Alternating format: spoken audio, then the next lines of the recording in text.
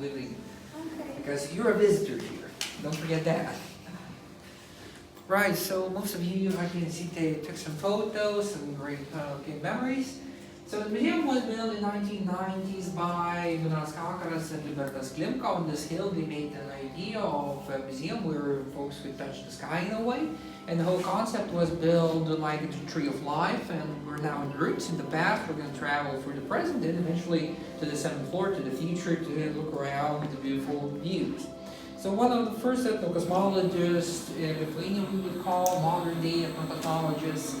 He is a composer, an artist, the Čiurlionis, and in his work you can see spatial changes, basically stars, constellational kind of celestial events popping out, and then the infamous Rex where you have the fire of infinity, and then you have the symmetry, basically the waterline projecting a mirror image, creating symmetry, and then we have the whole planet in that view, which has a castle here, and the fractal universe kind of pops in when the sky recreates the castle in a bigger form, again with star celestial events happening. And then we have the ode to the pyramids, and technically, physically, he never saw the pyramids, but from artwork, from basically expeditions, he could pick up the information, and that kind of made an impression on him, and you can see, it didn't work.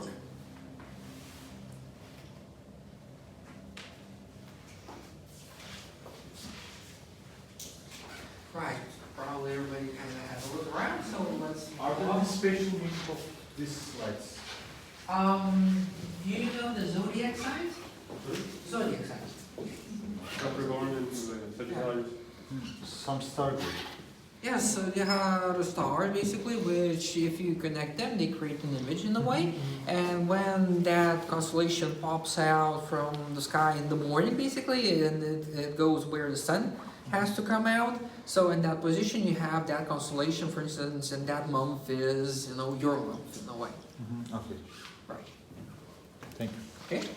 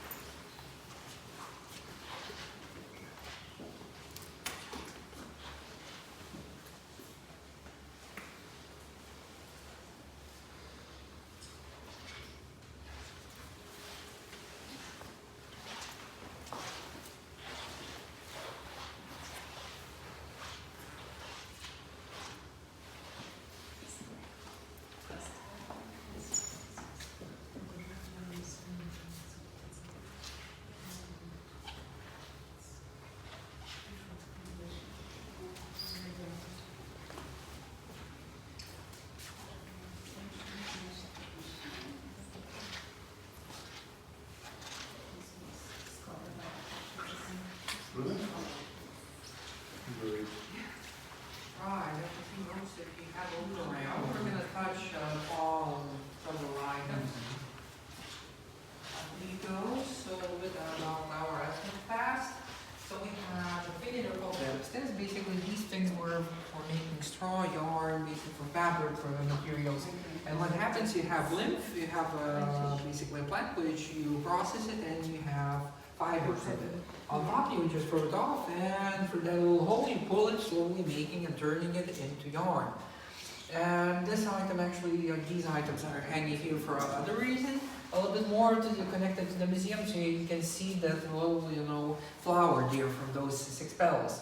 So this is, in Lithuania it's called a sequential star, and in Hindu culture you can find it as basically the flower of life in a way. And what happens, you have 2 in one line, so north-south, then you have the higher 2 petals there, so it shows where the sun rises, goes all around and sets at the longest day at summer solstice, and basically the lower 2 ones show at winter solstice, December 21st. It rises, goes a little bit, and immediately sets. So that difference showed how much the sun travels in our sky and how it changes seasonally. And in the next hole we're going to explore that a little bit further. Then we have basically the spindle wheel, and again for the same materials kind of production, and you can see the evolution slowly working out that you wouldn't have to pull it out with your fingers.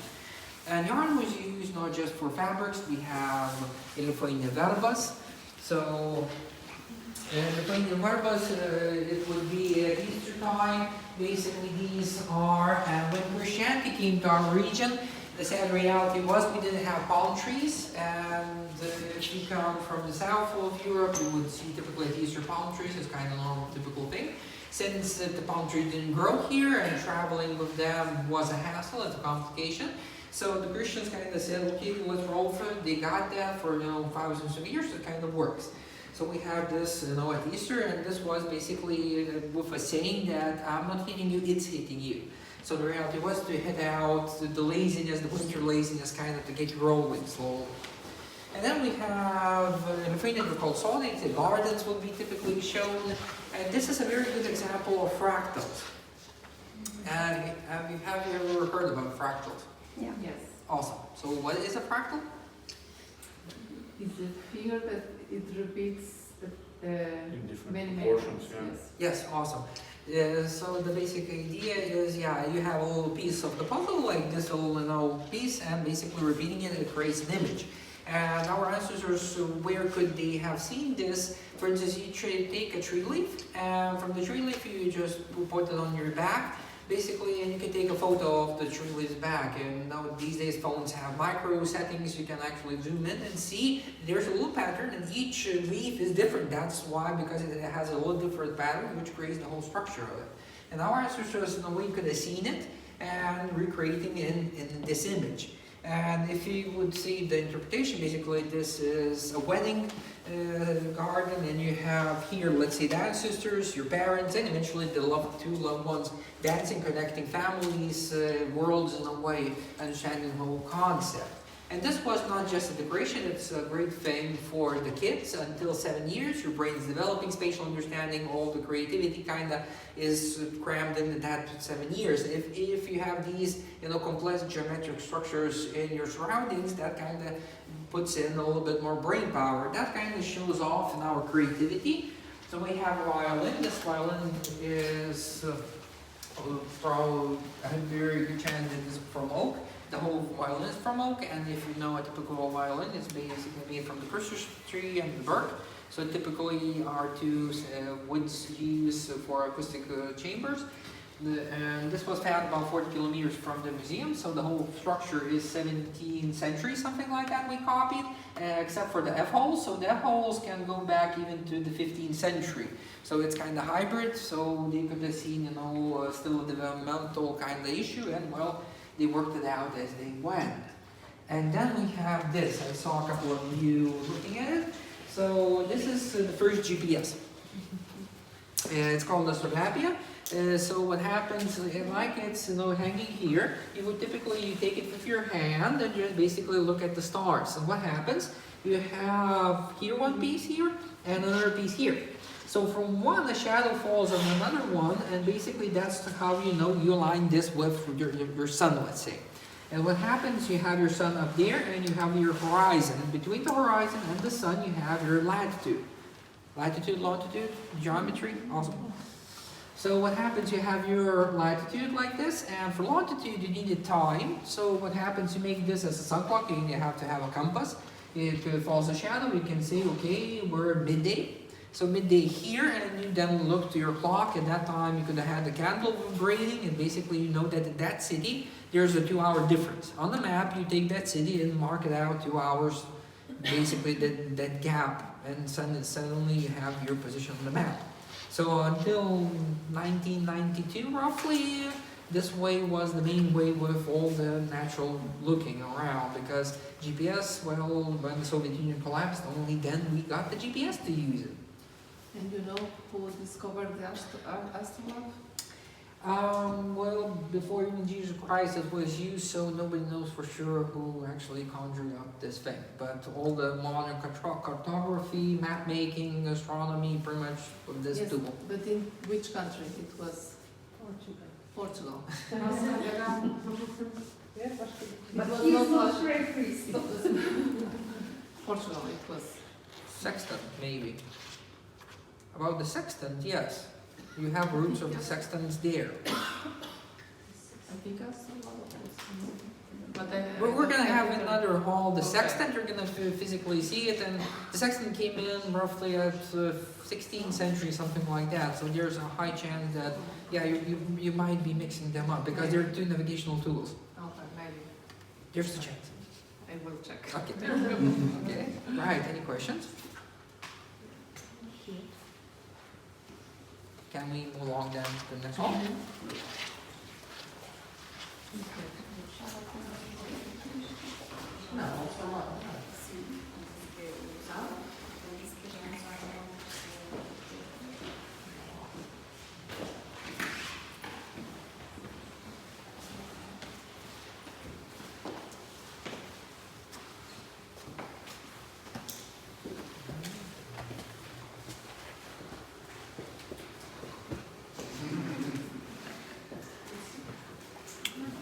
Yeah, we're gonna get to that. That's the complex stuff.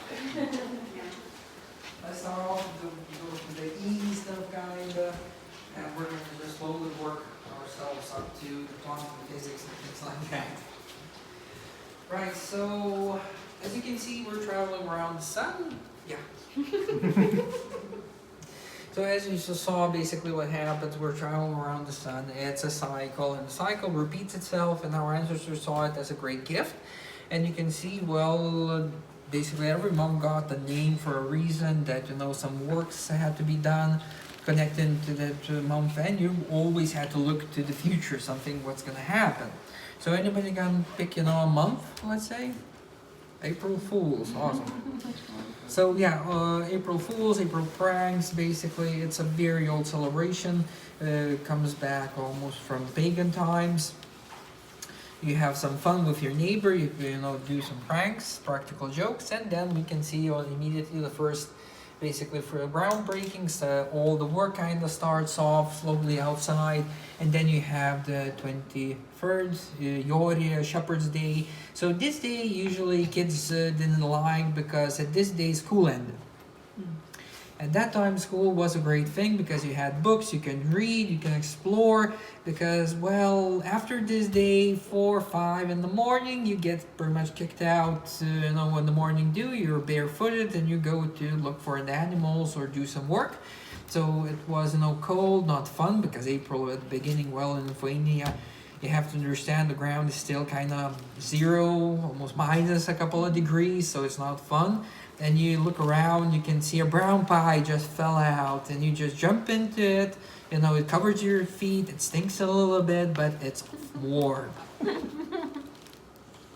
So, you know, life was a little bit different. Right, I can see some folks are impatient, I understand. Next month.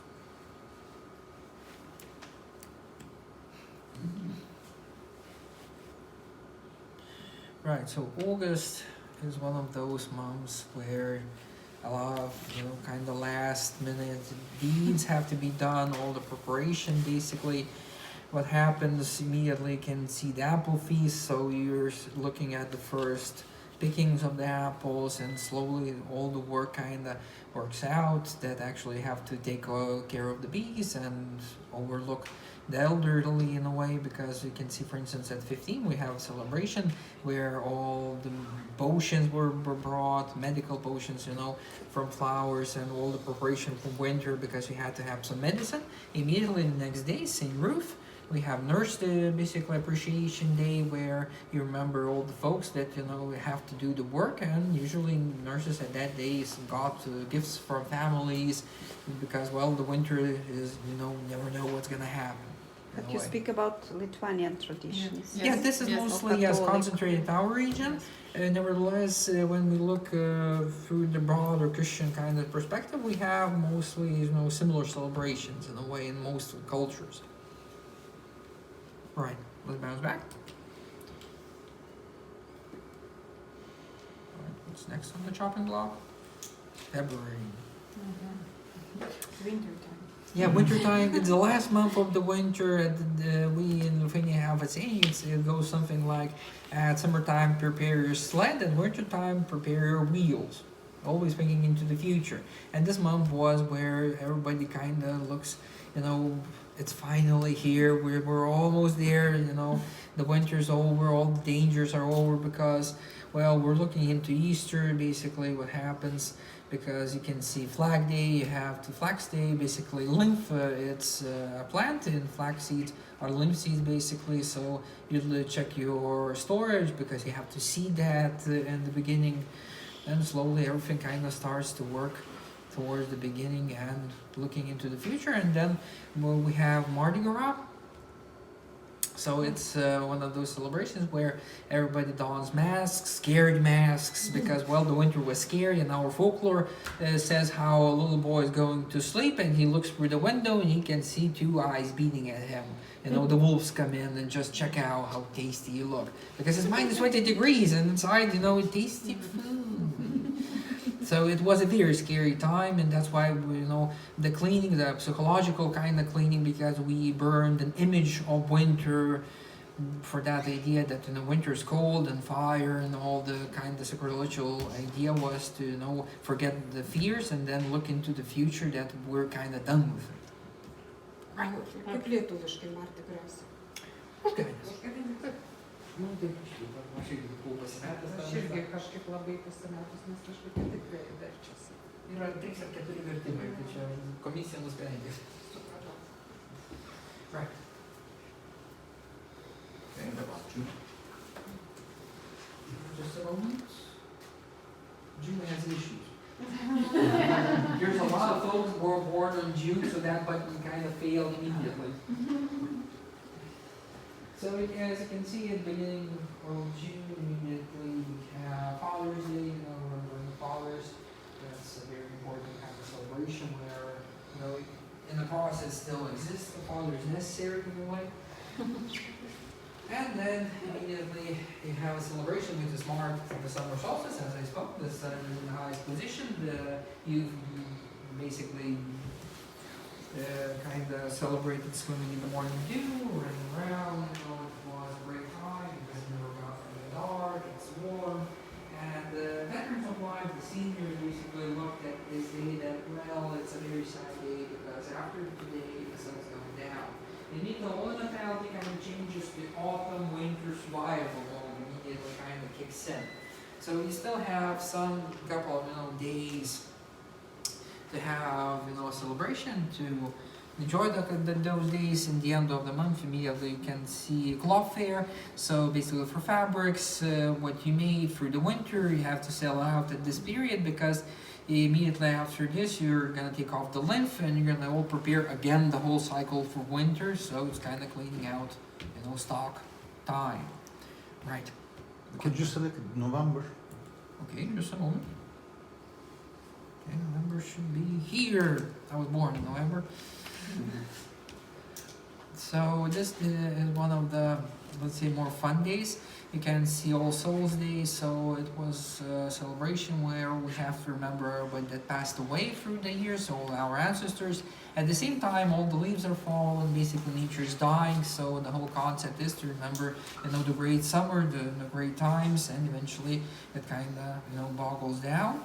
So on the 20th, you have a celebration where the goat is going around the birch tree. You actually had to put the goat with some force to go around, so you can probably know from folklore that goats are kind of stubborn, and folks can get some nicknames for that.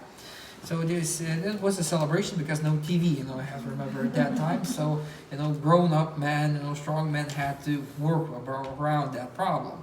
And then 23rd, basically Fisherman Day, is a sad day for all the fishermen, all the lovers of the sea, because all the boats usually were taken out, to shore. All the, basically meshes and everything had to be stored for winter. And well, a couple of days you fix it up, and you can see immediately Bachelor's Day. And the idea was that you're in the sea, you didn't look for a mate, and well, everybody has some fun. If you're a very old bachelor, sometimes you could get dressed up like a woman and actually just being thrown to another little village to, that's the sad reality. If you're a very old bachelor, it was the idea that you have to learn how to talk to women. Maybe you have problems with that, so women are gonna approach you as a woman. It's a friendly kind of idea was, psychologically to attack, the idea. And again, making friends is a little bit easier then. Yeah. And what do these signs mean? Because these and runs. November These are are the same. from basically, for let's say, ancient times, almost 6th century to about 14th century, we have runs, Scandinavian runs, and these markings were used more or less all around the world. You can imagine something like English these days, more or less.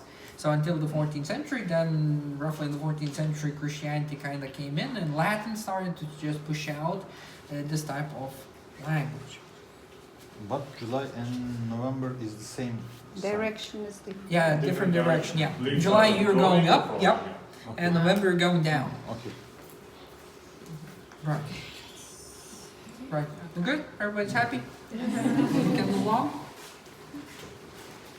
Look at this, talk about Mars. It's an awesome thing. You have the equinox. We didn't speak about the equinox. Only 2 times in the year you have the moment where the sun actually rises from the east and sets directly in the west. Only 2 times in the year. So always, when you tell your kids, don't like them.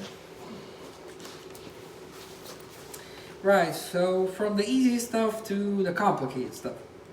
So we have here a gravitational wave, basically, what a star creates. And in the universe we have 2 types of orbits, mainly, let's call them. So we have a circle, when the object is traveling ideally the same distance from a gravitational source.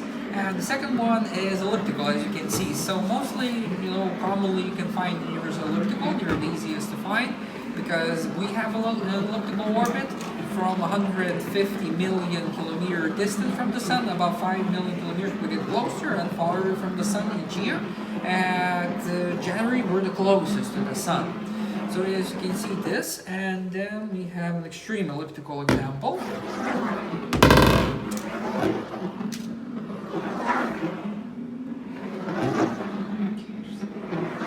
As you can see, and probably remember from school, potential energy, kinetic energy. So when you go through the hole, you have maximum kinetic energy. On the top, you have maximum potential energy, and basically each orbit is a cycle. Yes. And you can see immediately, energy conservation laws kick in. It doesn't want to go down.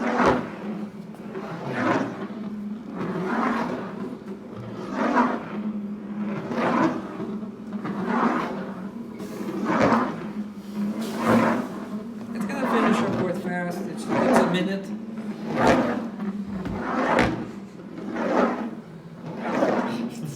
It doesn't give up until to the end. And now we're going to hear as it starts to accelerate by the root, basically. That's where we're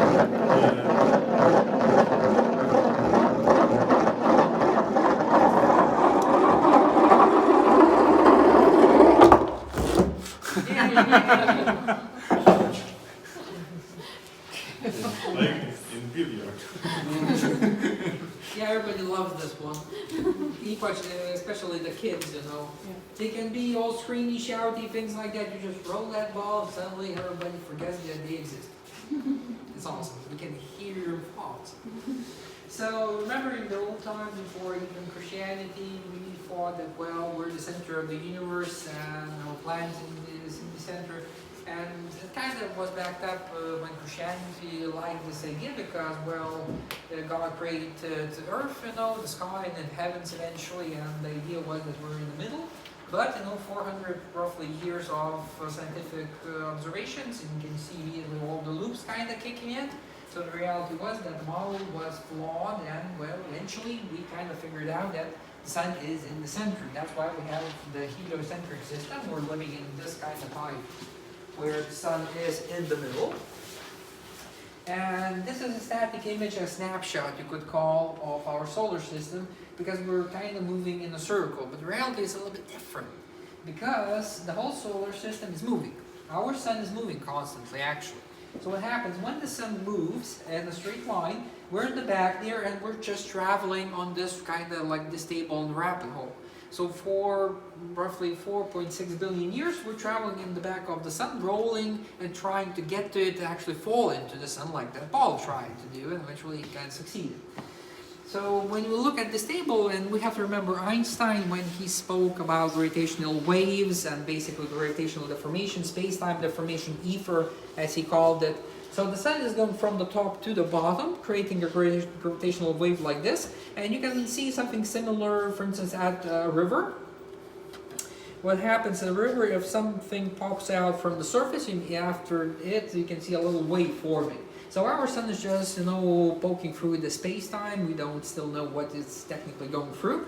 Like Einstein, you know, tried to explain that there's some material, something like that. So nowadays physicists say that, well, it kind of works out that, you know, from the math we got like 9 dimensions of space and 3 dimensions of time, and there is a chance that in 4th, 5th, or, you know, upper dimension, there might be some material that in our daily lives we don't interact with it, but, you know, massive gravitational objects actually interact with it, and, you know, we know now that, well, gravity has a speed actually, it travels at the speed of light. All right, any questions? It's too much complicated. No, it's easy, it's very easy, it's kindergarten stuff. Right. Let's move along. Is that like a black hole? Yes, you can imagine it as a black hole. It works out, yes. A black hole would be a lot more, you know, pulled down, basically, but they did. Yeah, it's almost infinite, yeah. We will never reach the horizon. Yeah.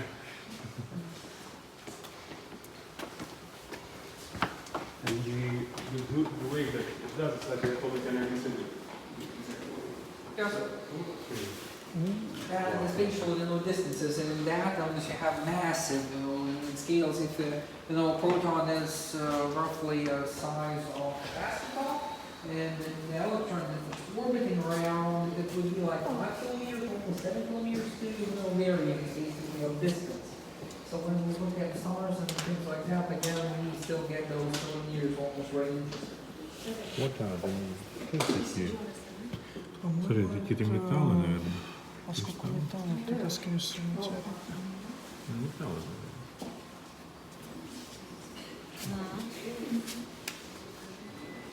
Życzenia.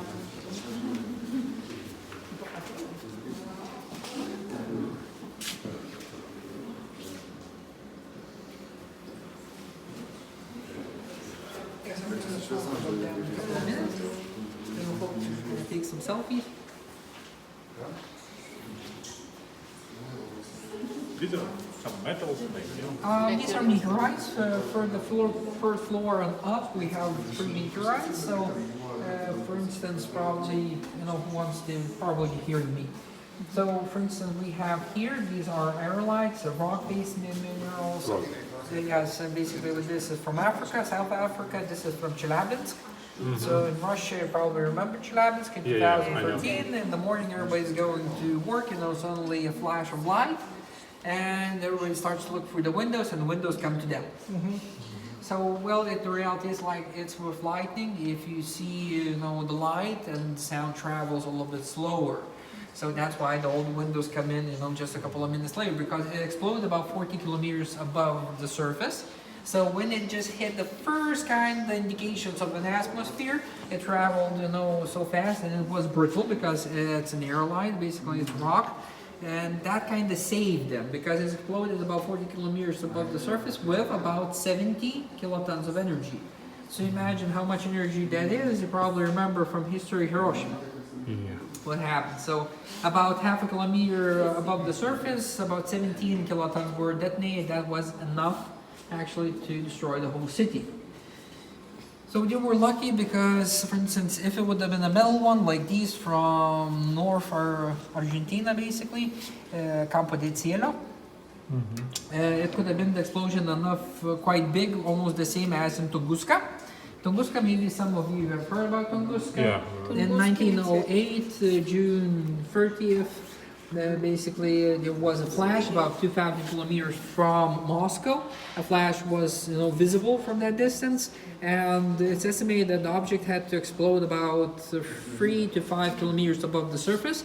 And the tree was very small, like my pen, you can imagine, and there's a little, ring, almost a ring, half ring of blackness there. So that black indication is charcoal. So what happened basically after the light hit the surface, about 2-3 seconds afterwards, it was just burned into the basic elements. All the chemical bonds were just destroyed.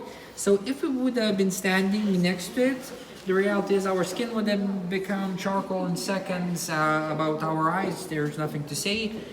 Pretty much our hair would have just evaporated immediately. And then, if you're lucky, in 10 seconds, the shockwave is gonna make jello from you, and you're kind of done. If you're not lucky, you're gonna be, squished to the nearest tree because, well, when folks came to explore the event, about 20 years later, they saw that almost 200, 300 kilometer radius, all the trees were just knocked down. So you can imagine, Lithuania and Latvia pretty much just destroyed with one shockwave. So we're talking about energies as big as that. What is this? This is a pyrite. It's basically iron ore. It's thought that it was lifted in the last ice age from the floor of the Baltic Sea floor and was brought to the surface, basically. And folks actually found it, gave us hope. That's fool's gold. Fool's gold. Yeah, fool's gold. That's again pyrite. It's iron sulfide. Yeah, it's as iron sulfide, naturally form like a crystal because, well, the conditions were right. It just had enough time and temperature to slowly, crystallize and just find its neighbors. And this? These are from Sweden. From Sweden? Yeah, from Sweden. Basically, you have two separate falls. One is almost pure iron. Immediately, it kind of rusts like typical iron, and this has more impurities. Immediately creates an oxide layer on top of it, and that kind of protects it from further chemical damage of the environment. They all of them collect to different places. Yes. Yeah. Yes. Well, the sad reality is most of these things fall into seas, oceans, because about 70% of the surface is in water. So that kind of is one of the minuses, let's call that, in a way. And Just these are collected, or just these are there. Okay, I mean, are there any other elements like that? chemical elements inside. I'm sorry, you have your basic chemical element table, and it has the same things, nothing interesting. But the reality is, in some cases, you have some crystals that naturally form because of zero gravity, and suddenly some materials from metals become a crystal. You can see it through. And the end of the discussion, there are going to be a couple of items, basically. Okay, just these are the symbols of some important materials. Yes, we have iron and basically all the building blocks necessary for us to exist here. Can you say again that? What? Can you say again this one? What is that? This one is an iron-based meteorite. It has some impurities. Basically, well, the impurities create that oxide layer on top. You can see because the typical iron immediately runs off and it kind of wants water. Immediately, it wants to go hit the hydroxide. So oxide to iron, and basically going to green and then off. Well, the potential changes from 3 to 5 eventually in iron. And in this case, we have basically zinc, nickel, copper, all of the materials which create an oxide layer on top. If you're going to scratch it, it's going to be shiny inside, and a couple of these layers are going to be a little bit orange. Yeah. So what happens to this part was, if it would have been a metal one, we would have seen a repeat of this. Basically, Travis would have seen a bright light and the whole history they would have seen. And Moscow, about 1,000 kilometers away, history could have changed that day.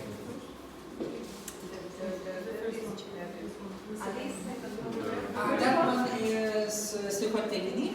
Slichotekini is a place in the Tibet mountain region above North Korea, roughly.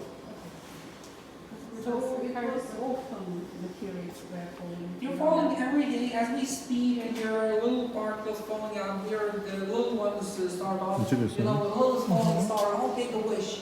Это Reality is фотодетектор. that, little pebble is as big as Да, они частицы всякие, наверное, могут So заметить. that's the material that comes in at 20 to 80 kilometers a second into the atmosphere. Используется модель нейронной сети лягушачьего глаза Очень круто.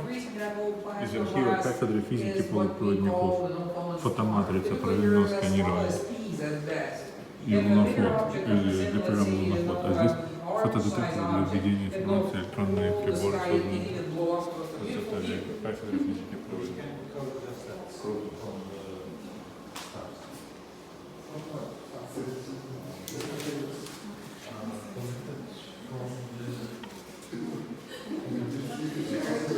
Yes, if you're big enough, if it's, let's say, a car-sized object, you have your real chance that it's going to reach the surface and become a meteorite. Because if you have a meteor, it's in the sky, and meteorite, you have to go out. Да. Yeah, mostly burn, you have to, be at least a washing machine kind of size, at least, that some of the material would actually do the surface. Our atmosphere does a great job of protecting this. Because, well, what happens, the reality was that a 380-meter object was traveling, and basically you had a 16-meter object just gravitationally linked to it. And our Earth gravity is a lot bigger, so it just pulled it off and it came into our atmosphere. And almost every second day we have objects that as big as a kilometer passes by. And we can rip off 100 meters, and the metal one 100 meters, we're talking about half of Europe is immediately kind of fiery, lazy way destroyed. Okay. Yeah, sleep time. Right, let's do that along. Yes.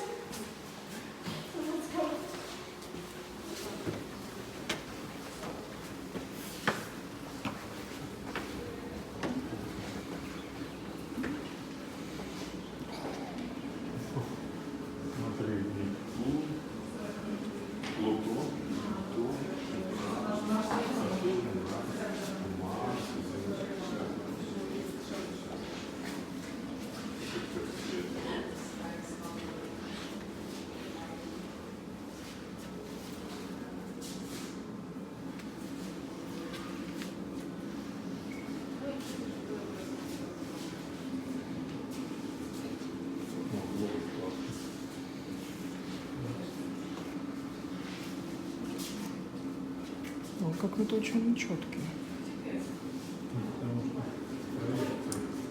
What? Something's too small? Where is Waika? What? I have a question. Where is Waika? Laika? Waika. A dog. Yeah, the dog. Where? Well, technically, Laika didn't re-enter the atmosphere successfully. But doesn't matter. Yeah, it matters because, well, that dog was an experiment that's sat behind the thing. Yeah, Billy Laika was the lucky few ones that actually got back.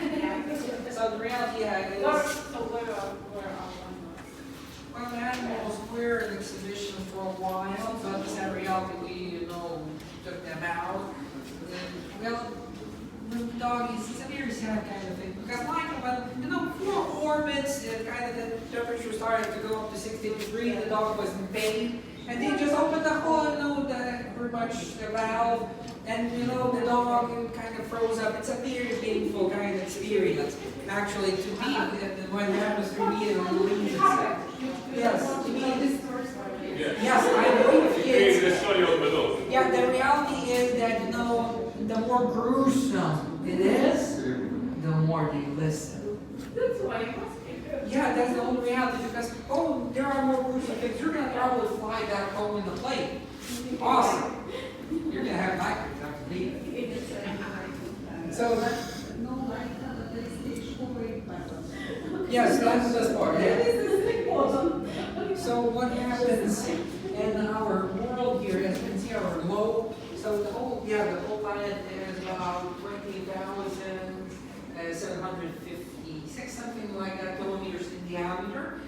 So if you want to be an astronaut or a cosmonaut, you only have to go 100 kilometers up to up there. So there's not that much difference when you have to go up. And the reality is that roughly 15 kilometers above the surface, you technically need a spacesuit because at that altitude, there's not going to be a lot of difference for us if we let's say, have rapid decompression. That's why most planes fly at 11 kilometers above the surface, because if you have rapid decompression up there, technically the air goes out, your saliva starts to boil immediately, and nitrogen bubbles in your bloodstream are going to pop out, and your whole nervous system is going to immediately go on you. If you're going to be scared, you're going to breathe in some air, and I'm very sad, you're going to pop like a balloon. Yeah, that's the reality. If you're going to have in the plane the decompression, rapid decompression, let's say, immediately seal all air and go for that little yellow mask. Because in 20 seconds, 30 seconds roughly, you're going to be a blithering idiot pretty much. Because you're going to have a high CO2 concentration in your bloodstream, and basically you're going to be hypoxic. And one of the sad realities of hypoxia, everything goes numb immediately, you start to laugh, everything's funny, and you're going down, spiraling down very much, and you're laughing and slowly passing out. You don't need drugs. Oh no! You're gonna pass out screaming. Yeah, you're gonna be screaming and laughing and passing out. And why you're going to be, spiraling down, the reality is that most of, the pilots actually are taught to go down for a reason, because at 3 kilometers above the surface, you still have about 50% of the atmosphere, mostly the atmosphere is there. So at that altitude, you're still going to be able to survive, let's call that, at level. So above the Earth, we at 400 kilometers above the surface, we have the International Space Station. And from one side to the other side, it's 110 meters in size. One solar panel is 32 meters, so it's the same as our observation deck. We're going to look around, so you can imagine the whole building next to it, pretty much. So how big is the whole station?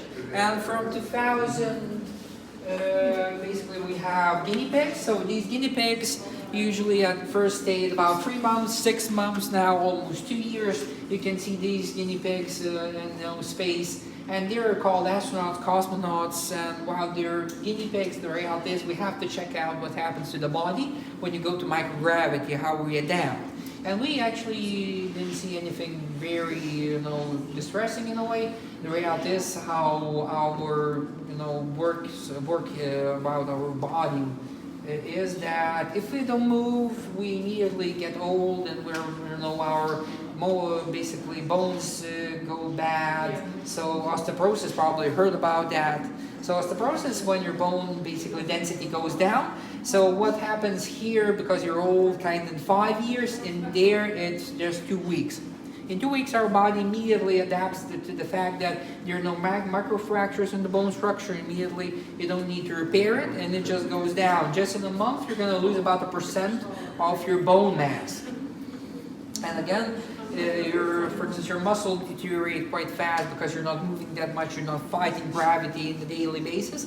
And one of the biggest problems is with the heart. Probably you've seen that, when they come back from space, you have to, carry them, because if they're going to stand up, basically what happens in here in gravity, you have about 2 liters of blood in your lower body. And typically you want to stay there because gravity wins. And your heart has to pump it through your lungs and eventually that you get enough pressure to get here. When they come back, those 2 liters go down and their heart, for the last almost a year, didn't see this. For its understanding, blood is easy to circulate, even the heart actually forms changes in space because it doesn't have to fight gravity. And then you come back, immediately all the blood goes out and you feel pingles and needles in the head, and slowly you start to pass out. You sit down, the blood comes in, the pressure equalizes, you can breathe it in, and we're kind of fine. That's why they have to exercise. In the day, they have like 15 minutes of exercise, hard, sweat-provoking exercise. And that's enough actually by genetic testing, and it showed that it tells your body to actually recuperate and it activates the gene pool which is responsible for your long, healthy living.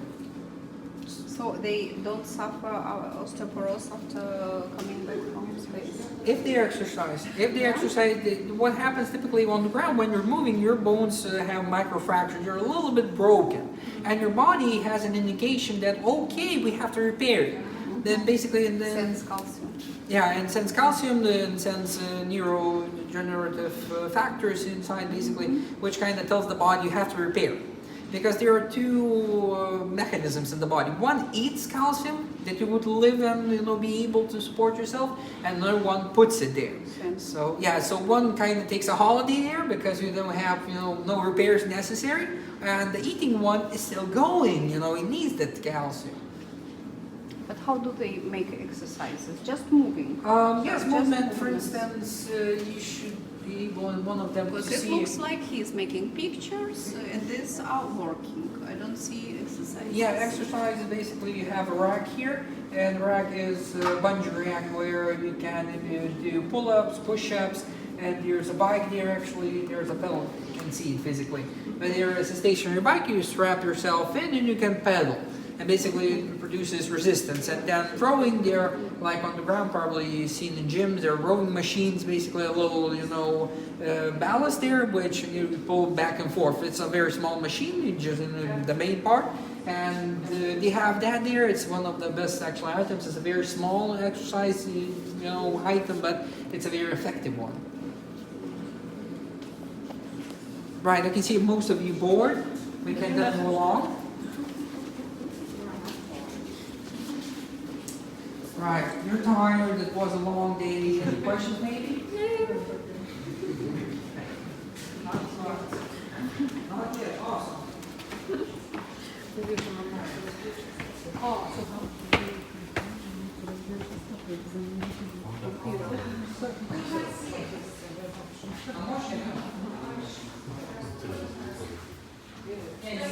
Разные цвета получается, если разный спектр, то разные величины.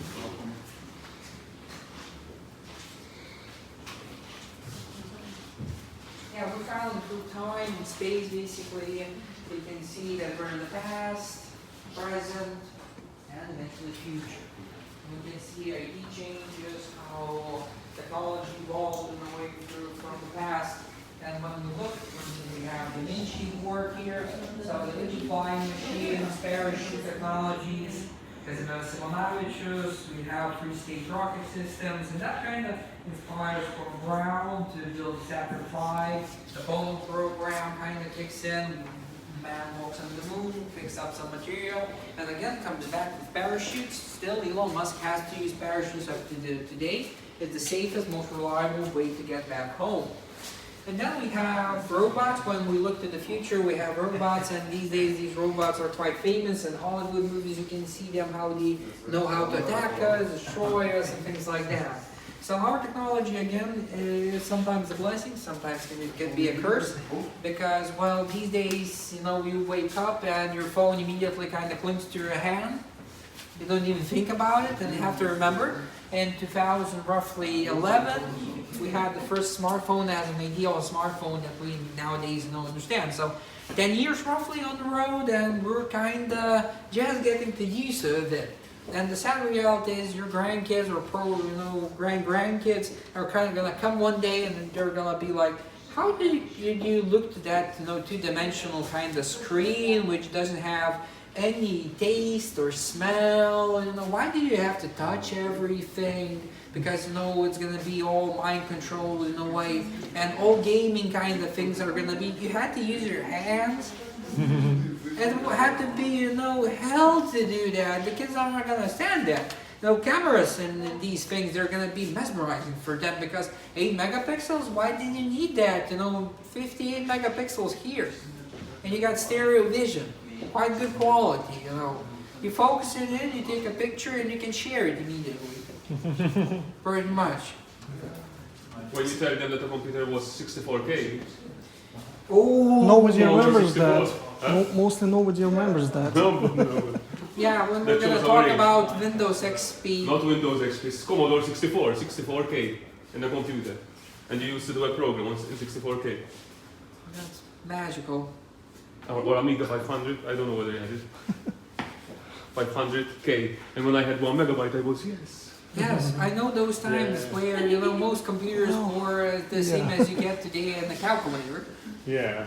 Yeah, I they have have a computer laptop that processing runs speed. Windows 3.1. It was the Yeah, I future. had MS-DOS actually. MS-DOS. No UI. So Those everything. days, I got the laptop from 2008, And I the had a MacBook, friend in the of mine. white, and He had a the old one. monitor. I changed the hard, It had changed only the 4 everything, colors. maxed it out. CGA we used to call it. And still my Pink, phone is faster blue, than that. Red and monochrome. monochrome. 4 types of colors. Yeah, right. Only. So probably We everybody used- had a we used little to crowd. change Any the color. questions? Okay. No? Let's watch a movie? Yeah, sure. Where? Oh, yeah. Okay.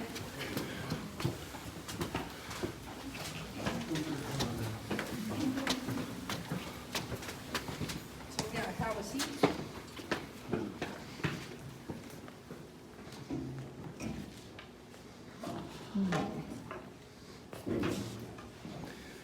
Yeah, I understand.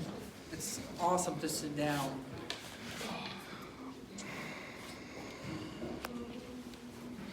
Right, so have a seat anywhere you like.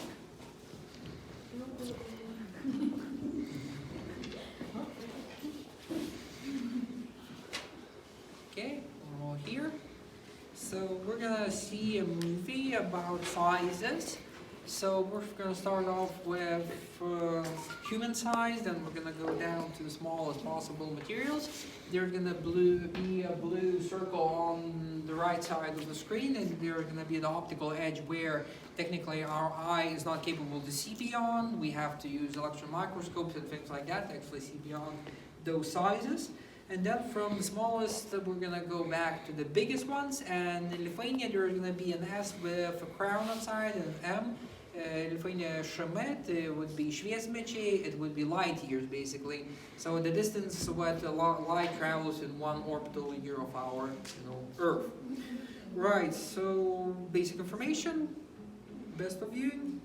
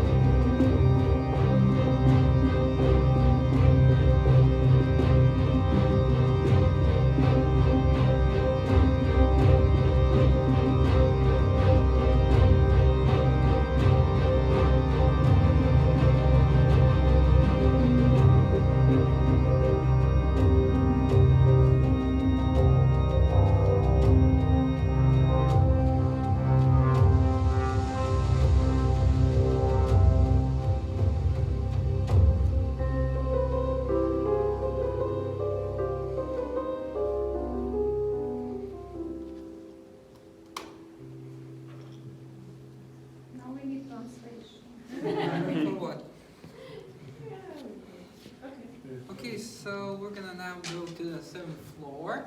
So we're gonna pass this wide door, just a couple of steps. On the left side, that side, there's gonna be the exercise way to go to the 7th floor. And the right side, you're gonna be a magical box, which is gonna take you to the 7th floor. Okay.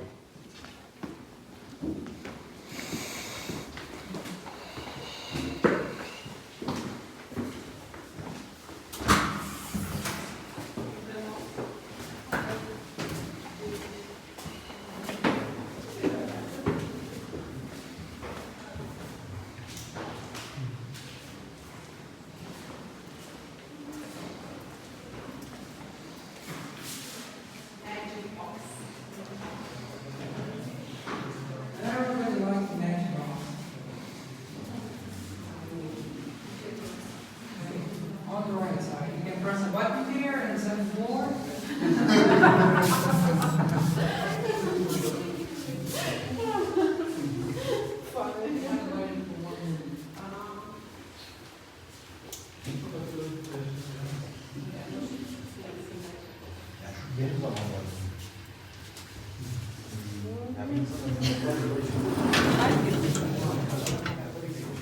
Right, the lift takes about 600 kilograms, so he's only a little 7 kilogram fit in. Okay. Okay? Yeah. 7th floor? Yeah, 7th floor, you have to press the magical button. Yeah. Magical button. Nice flight. Nie pierwszy.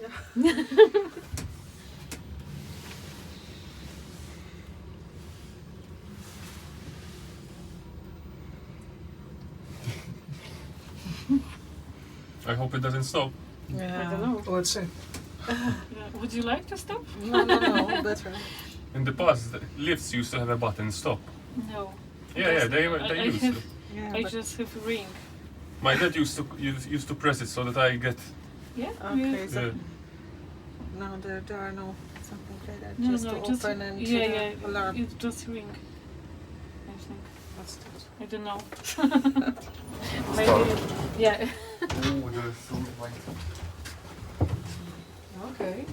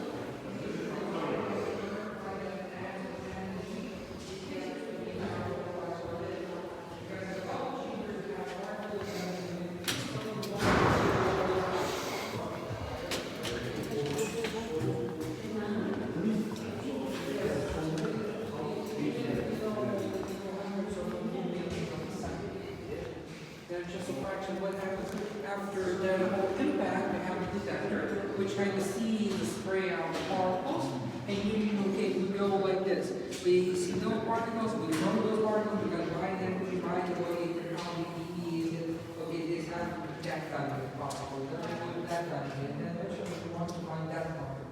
So it should be that value is somewhere there. And from the data, you're sifting through those millions of points of the data, and trying to find that which should the all the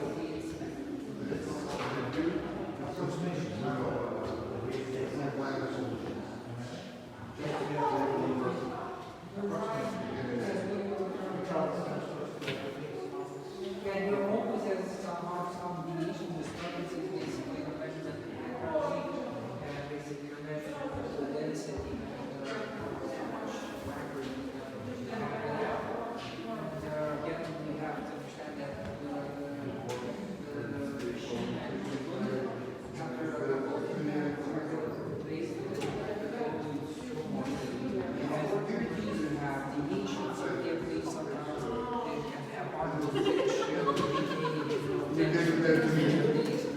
after some experiments, the whole thing is removed because you have some frequencies embedded there.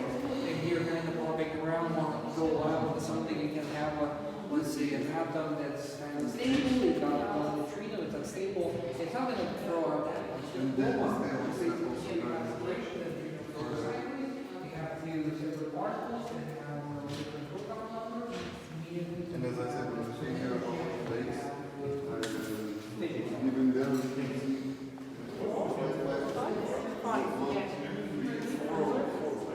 Five. Six. it's 5 or 6. Six. Yeah. And usually people go and sleep. Yeah, on sometimes a little bit more. Sometimes then the temperature is Six.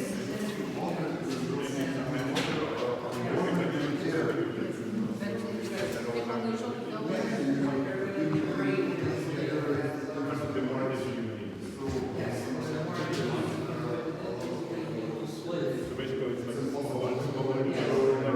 Could be, like the Russian Georgia, basically where you have all the walls, and there's basically no edge solvers because at some scale you have a little bit different change because, well, quantum particles and quantum physics weird. So basically, the levels of energy, Yes. the more energy you have, Yeah. It could be that you can't even reach the edge because eventually you're just gonna be splitting, and there's no stopping at that. It's just you're gonna put in more energy and eventually you're not gonna get anything out of it. so everything consists of energy. Yeah.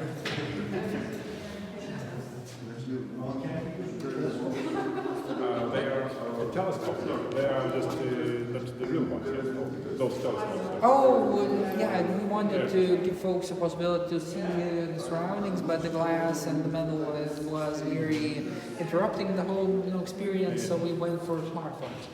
So there are images from satellites, basically. You have, if I remember correctly, from Chandra, the green one, then we have the Hubble of Andromeda, and then another one is just random stuff.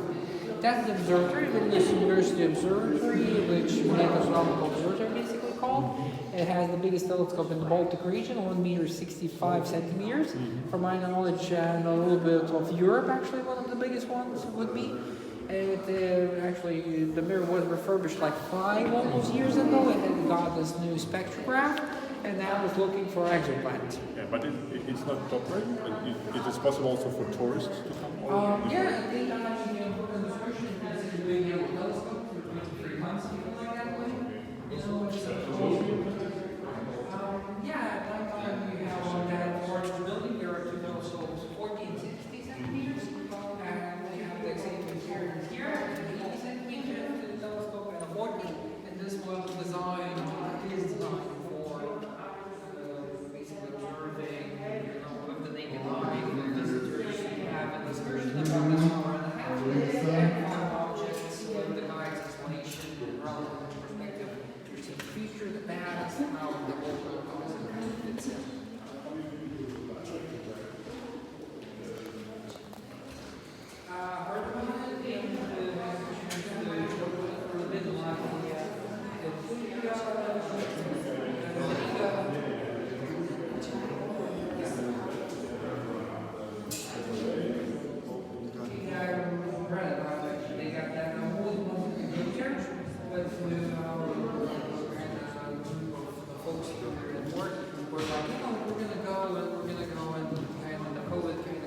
So we're thinking on autumn when there's not that much visitors to make the journey there because we have a couple of folks that have some connections there, folks that work there. Renovated red. Yeah, 26 meters is one of the biggest ones. It's big enough actually to work with Mars. That's the best part. Because it's like the heritage from the Yeah. rebuilt it. Yeah, it was sad when they destroyed all the fossils, so the control units. So that we can't incorporate it. Yeah, so they need to do a lot of work to actually get it back on. So they have renovated. I was there a long time ago, and it was still not renovated. I just was standing on this, Yeah. and now you cannot do that because Yeah, we were told that, at that time, everybody could do that and eventually ended. Right. Коли є справедливо реновація?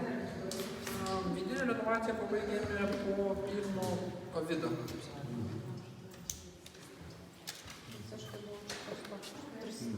Макс, ну что скажешь, как тебе? Отлично. Да, понравилось, что Ты где там был Марс Ровер? классно. Там нарисовано, да, на фильме? Да.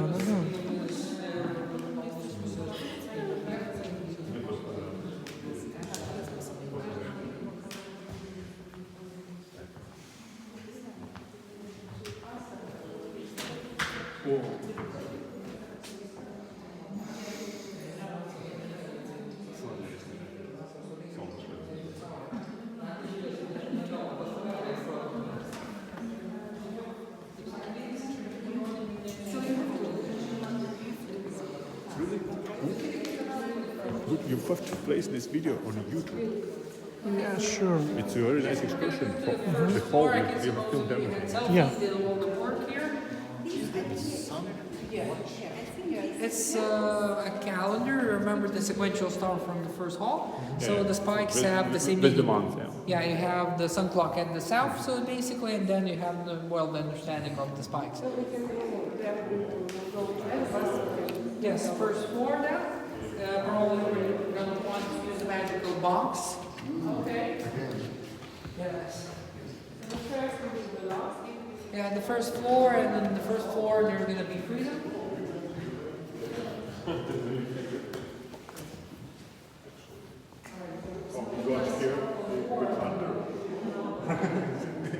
It's a surprise. Magic.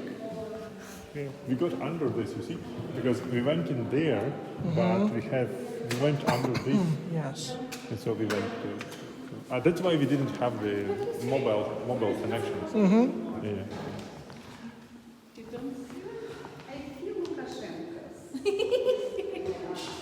You remember the story about that Mars rover I told you? There was a Microsoft that basically created a global contest. I went to the semi-finalists where the code was taken for that. Przepraszam, to ty powiedział, ale ja powiedziałam, wiesz, tak, This picture is really great. Yeah, they all are great. You can walk around there. I've seen all of them. It's really cool.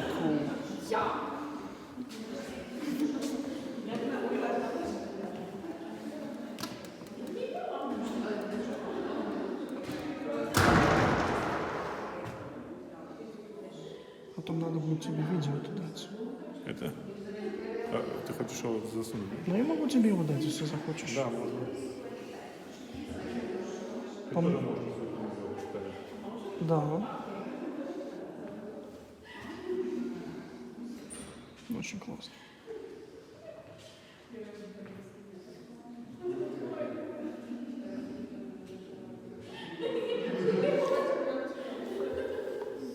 Насколько я понимаю, уже все можно выключать.